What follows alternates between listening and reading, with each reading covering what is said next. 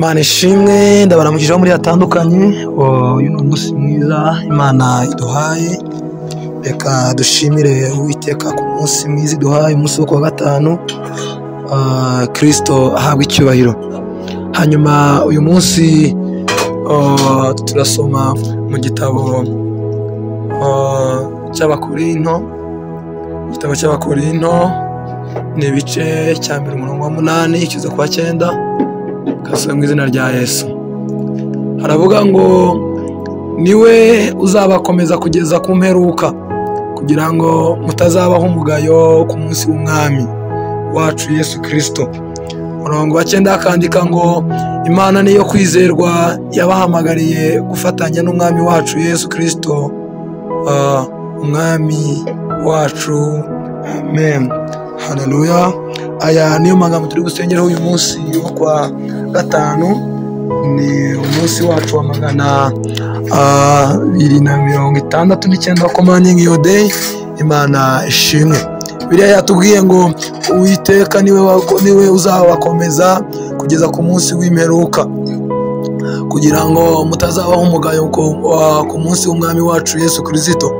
Hanyuma umurongo wa 9 yavuze ngo Imana niyo kwizerwa yabahamagariye gufatanya n'umwami wayo, cyangwa se n'umwana wayo Yesu Kristo ari we mwami wacu.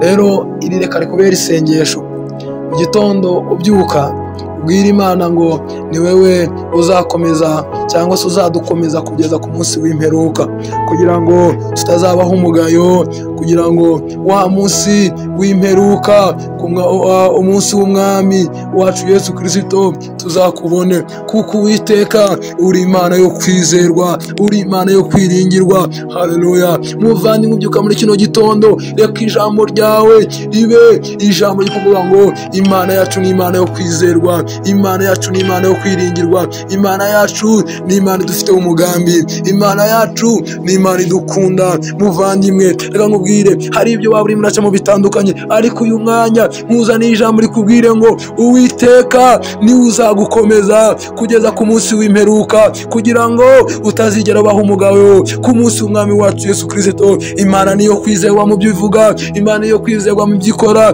Imana niyo kwizerwa mu byo ituganiriza. Haleluya. Arakubwiye ngo yaguhamagariye gufatanya n'umwami wacu Yesu Kristo, umwana wayikunda. Haleluya. Reka iryo rikubera isengesho muri no munsi, uvuge ngo Mana uri Imana yo kwizerwa, mu byo ndimo ndaca muri yo kwizerwa, mu byo ndimo ndateganya kugeraho uri Imana yo kwizerwa, mu byo nifuza uri Imana yo kwizerwa. Hari uwavuze muri mwe yavuze ngo ni Imana yo kwizerwa, nta gace ko guhinduka kayigaragaraho. Reka nawe iryo rikubera iryo sengesho, ubwira Imana ngo Mana uri Imana yo kwizerwa, uri Imana twabonye mu byari bikomeye waragaragaye, mu byari bikomeye, mu byari bituremereye wagaragaye nk'Imana.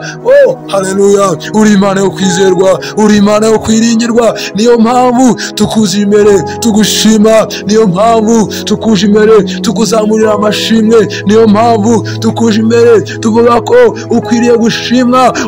Rabashana bakoriya bozana. Kristo we uri Imana yo kwizerwa, Kristo we uri umwami wacu. Dufungurire imiryango, twigaragarize ibikomeye ubikureho, bimeze nk'imisozi bitsindwe, hanyuma tubone ubwiza bwawe.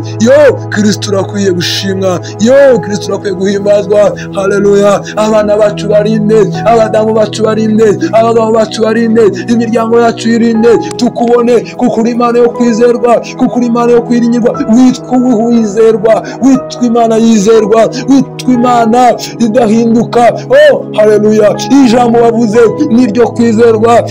Haleluya. Rakayana bashene bozikayana bozaya. Ngaho zamuri iyo sengesho muvandimwe, uyu munsi tukinjira muri weekend, turi kurangiza uku kwezi, cyangwa se turi kurangiza uyu mwaka muri uku kwezi kwa nyuma. Reka iryo rikubera isengesho, uvuge ngo witwa kwizera, uri Imana yizerwa, uri Imana idahinduka. Numeze nk'abantu, abantu barahinduka, ariko wowe uri Imana gushimwa.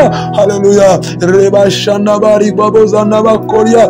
Mana yanjye uri Imana yizerwa, data mu barwaye ukabakiza, uri Imana yizerwa ubafungiye mu nzu z'amabohero ukababohora, uri Imana yizerwa bafite ibibazo ukagaragara, ugafungura imiryango tukakubona.